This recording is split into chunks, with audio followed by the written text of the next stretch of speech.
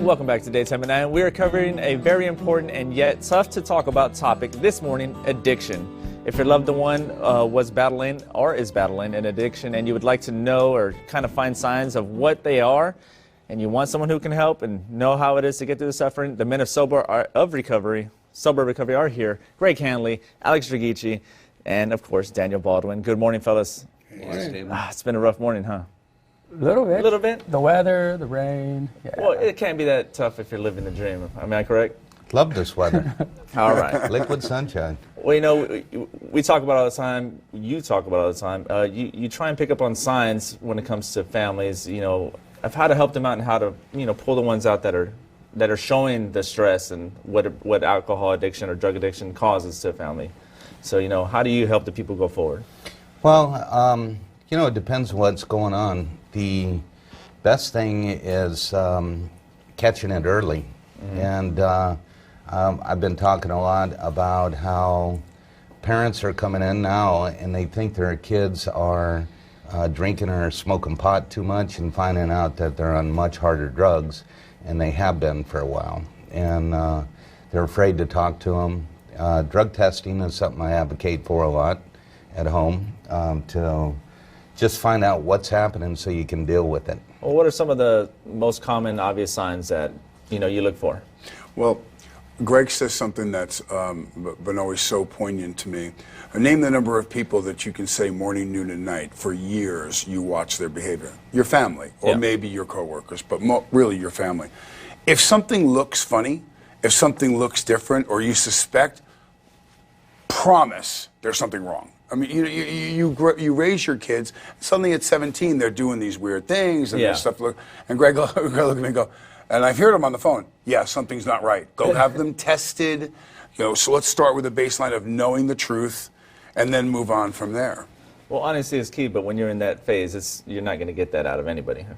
No, not at all. So you got to check. And when you have that window, especially when somebody is under 18, you can just sit them down and say, you're going to do this. And these days, the ones that are dependent on their phone ringing of you paying the bill, you can have them do it too. But you've got to answer the question and start the conversation to see what's going on to know how to deal with it.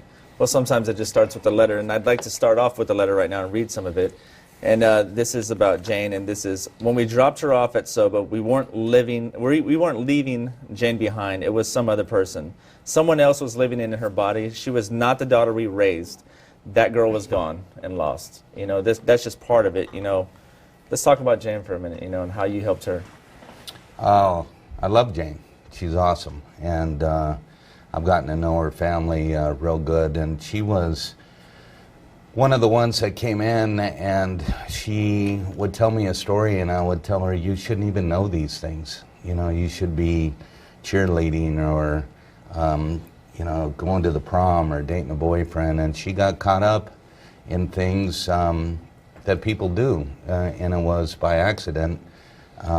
She started using pills, and then it turned into other things at a really young age. And when I met her, there wasn't much left to her spiritually. Yeah. And you know, when I meet these young people, the saddest part about what this does is it takes their life, like the way their energy or their spirit is gone. Yeah. And they come in and they're just, and so getting off the drugs is easy. Yeah. We can get them off the drugs relatively quick, but it takes time to rebuild that spirit. And Jane actually works. She moved to Texas. I got a phone call maybe a couple of months ago, 3 months ago, and she said, you know what, I think I want to go to Texas, and she actually works here at SOBATexas now. That's good, and I hear also she is celebrating 3 years in March. Yeah, yeah. How cool is that? So you found her so for her. Yeah, she is amazing. Every time I see her, and many of them, we have an alumni meeting in California that there'll be over 150, 200 of these people showing up that I met at their worst moment of their life. And to see, it makes my heart feel happy when I see them, you know, alive and doing things. And I was telling one of the or the clinical director yesterday, that what I'm seeing now, because of this model of long-term recovery that is actually working, the first year people are getting on their feet. The second year they're kind of setting up their lives for what they want to do. And the third year they're actually doing these things. And I'm starting to see now, after 3 years, people that, young kids that were dying that are doing amazing things. Well, SOBA Recovery is doing amazing things. I'd like to add to that. And, you know, Alex, when you get the people in and they come in, the kids, you know, like you said, they're kids. You know, how do you just build them back up? You know, how do you give them the confidence back real quick? Well, that's a good question for me, but it starts with them wanting to be there. So there's a lot to that question. I mean, there's the therapy side, there's the social side, all the things that go on in that long term. But one of the biggest things is we don't have, it's not like a jail or a prison, so all the kids and everybody that's there, they want to be there. We're not fighting to keep them there. It's quite the opposite. After the long term, you know, they've been with us a long time. It might be time for them to go get a job, move on, you know, get out of rehab. So there's always another stop. There's too many steps. Completely. That's really the biggest one, is them wanting to do the long term and sticking with it, doing the program, doing what, you know, counselors, therapists are meant to do. Yeah. Well, I can tell you from experience, because at this table, I'm the one person that actually went into this program, and I'll tell you twofold, that first week. Acceptance and presentation. You know, walk into a restaurant, if you will, and when the waitress walks up to them and she goes, "Hi, you guys, how are you?" As opposed to, "Do you know what you want?" You know, I mean, when happier. You're greeted by people at this recovery center and at all of them, with people who really, that work there, want to be there and want to help you. You know what I mean? And you really get that feeling that, okay, the stuff that I've done that got me here, it's okay. We're gonna build from there, as opposed to guilting and shaming. And it is okay. And threatening you about you're gonna lose your job. It was never about that for me when I was in. You know, real quick, I know SOBA, they have the whole thing going, and it's not like that. You know, but we'll continue this in a second. We'll be right back.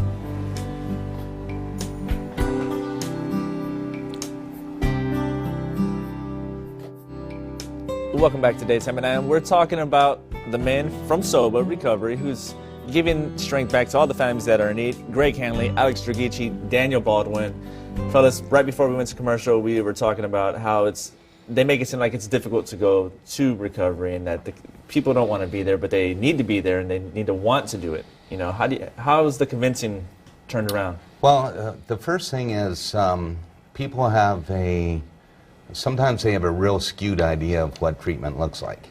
So they think it's in a hospital, or, I mean, I've had people call and go, "Do they tie you down during detox?" And, you know, it's not that. It's a loving environment. And so you want to take the fear out of it. People are scared. And that's the underlying part. When I was doing the intake calls, I would have really scared parents on the phone. What are they afraid of?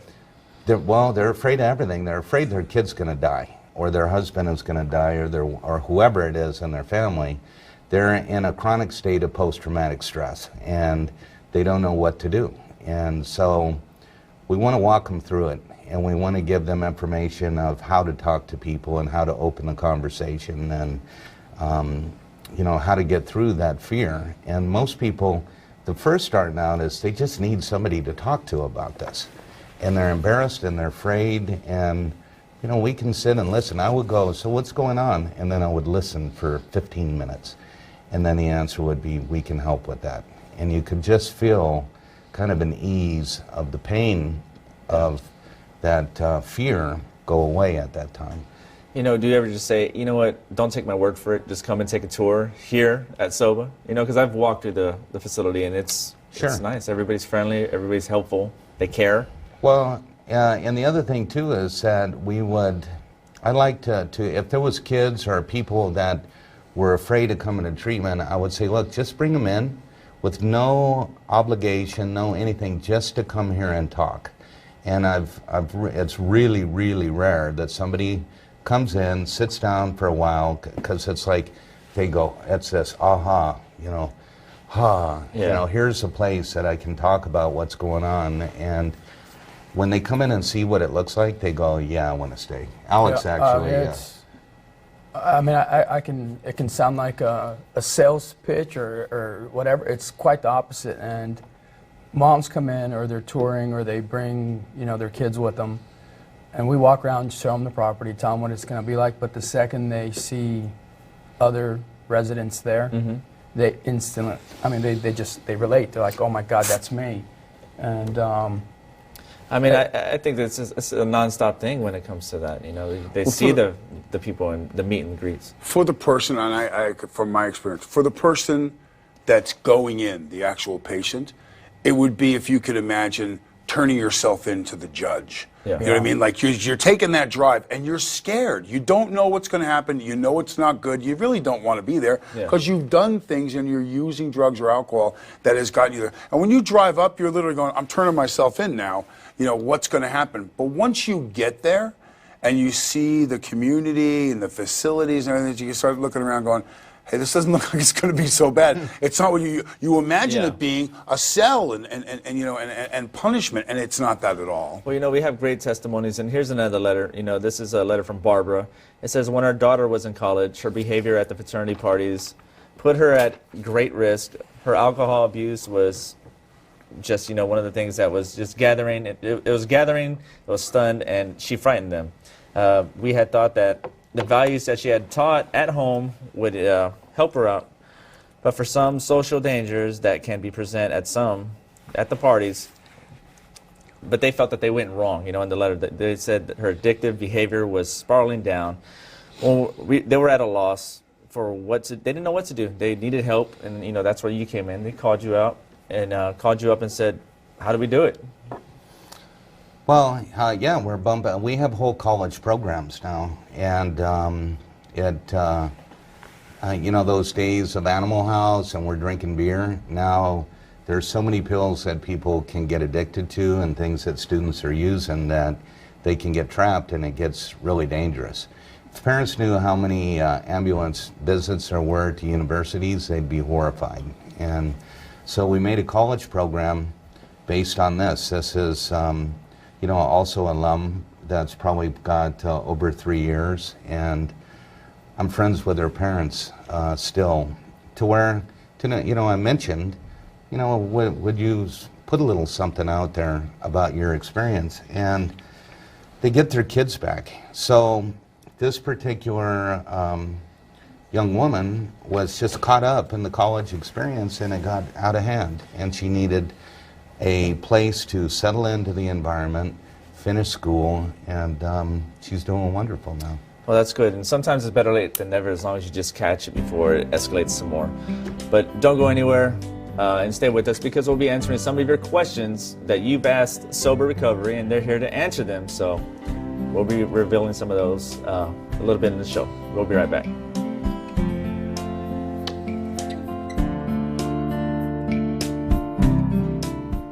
Welcome back to Daytime at 9. We're talking with the men of Sober Recovery, Greg Hanley, Alex Rigici, and Daniel Baldwin. Fellas, it's been an interesting conversation so far. The letters of love that you get, it's got to feel pretty good. Oh, it's awesome. It makes you feel like you're doing something. Well, the part about recovery is that it's not what you can get, it's what you can give.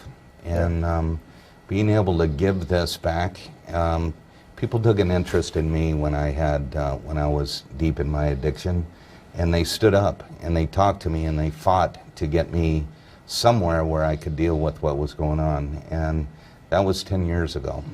And what I learned in recovery is the way that you get to keep your recovery, and the way you get better is by helping other people get better. So, that's what we do. Well, you're doing a good job at it. I know the last time y'all were here with Kimberly, y'all wanted to get closer with the viewers. You wanted to have the viewers ask y'all some questions, and so we did, and they spoke.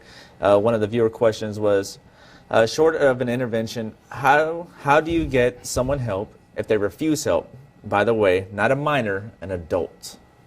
Oh, that's a good one. That's a Greg or Daniel question. That's a Greg or Daniel yeah, question. That's a really good one. Well, the first is, what's your main thing? It starts with the call. It starts with the call, or it starts with the conversation. There it is. It starts with a conversation. Yeah. And it is, people are afraid, and their ego is in the way, and they don't want to admit it's like having a really bad relationship that you're in, and trying to tell the person this person is bad for you. The relationship that a drug addict or a person with alcohol problems has is with the drugs or the alcohol. That's their strongest bond that they have, and you talk about it and continue to talk about it, not in anger, not in a punishing a way, but just continually to say, I'm worried about you, and people are worried about you, and they're talking about these things, and I'd like to see if you would just talk to somebody about this. Yeah. And it doesn't have to be me or us, it's just somebody that has been through it. And almost everybody we meet in San Antonio knows somebody that's either in recovery, been in recovery. There's some kind of association to it around here. It's tough being an adult, especially listening to people. When your car's making a funny noise, you don't bring it to your lawyer. You bring it to the shop to get your car fixed. Yeah. If there's a problem going on with your family member or your child or whatever it may be, or a friend, call somebody who fixes that. It's absolutely right. Call somebody who knows how to deal, and it does start exactly with that conversation. And a lot of people, I think that question also is, a lot of people are scared to say something because they're worried of the reaction.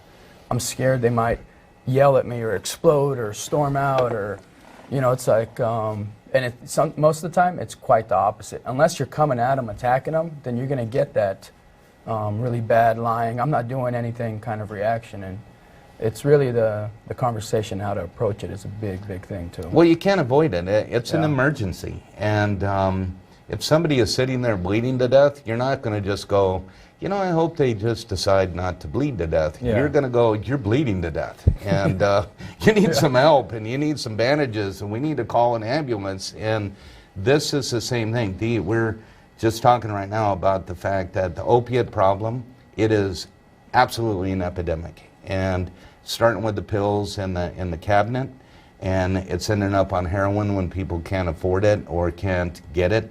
And it's not something, the things that young people are doing are not something they can grow out of these days. Where it was, oh, they'll grow out of that. They're not growing out of it. We need to help them get out of it. And please remember, you brought something up earlier, you know, in this segment about, you know, these nice letters from these family members. Let me tell you something. I know for sure something that fuels the three of us to do this is the fact that, do you know how many people we've buried this year? In the last 12 months? How many people we know that have been in other programs, maybe weren't necessarily with us, but people, Last couple days. So it's time last to couple of speak days, up. people Yeah. die. People die. Well, or they die waiting to come in. I've seen multiple times where I'm going to come in tomorrow, and tomorrow was too late. And it is, we don't want tomorrow to be too late. Well, the time is now then to make that call, I would assume. So you can't get a reaction if nobody's on the other end.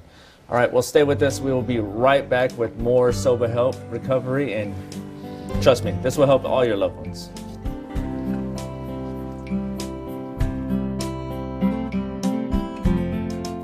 Welcome back to Daytime at 9. For the half hour of SOBA recovery, we have been answering all your questions, and the viewers have asked plenty of them. You know, a lot of the concern was the cost. Greg, Alex, Daniel, you know, cost is a big issue.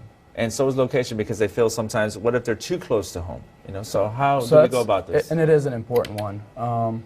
Luckily, right now, we accept a lot of insurances. So a good thing to do, it starts with the phone call. We have a lot of specialists that are on hold 24/7, ready to take your call and help, and they will verify your insurance and take a look at what it is, and you can come in and get a full year of treatment for little to possibly no money out of pocket. And I've seen you go above and beyond to try and get people in, so I know you're doing And there's it. really good insurance in Texas. The Really good insurance. nice thing about the healthcare changes is that you can actually sign up for insurance and already have problems. So somebody who doesn't have any can go and sign up and get their kids the help that they need, or get themselves or husband or whoever.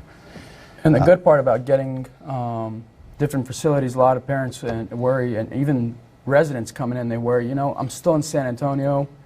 I don't know if I need to be need to in get San away. Antonio. I need Yeah. to get away. Well, luckily, we're not the only facility that SOBA has. We have a few. We have some in California, and now we have Mesa, Arizona. When we were first out here, some people from Texas didn't really want to go to California. Some really want to go to California. It's beautiful there right now. But SOBA Mesa outside of Phoenix is kind of another Western vibe type of recovery, and so we can help. If you need to get away from the drug dealer, boyfriend, girlfriend, whatever, let's go. Well, it all starts with the phone call. So fellas, I want to thank y'all very much. And for more information, you can give them a call at 866-547-6451 or go to SOBATexas.com. You can even find them on Facebook, Twitter, Instagram. They're everywhere. Remember, one call is all you need.